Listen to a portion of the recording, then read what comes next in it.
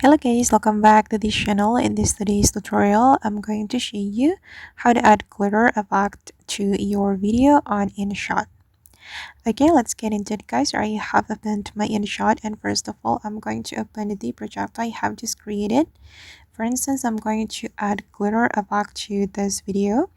If we want to add glitter effect, we can go to the effect menu on InShot and then select the AI effect.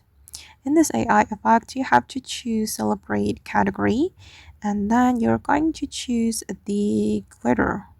Okay, and you can customize the value of the glitter. I'm just going to increase the value and then click on the check mark, and you can make this effect align with your video by dragging the effect. Okay, and this is the final result. As you can see, the glitter effect has been added to my video. Alright guys, and that's all the way to add glitter effect to our video on InShot. I hope this tutorial will be useful for you. Thank you so much for watching, and if you found this tutorial useful, don't forget to like, comment, share, and also subscribe to this channel. See you in the next video.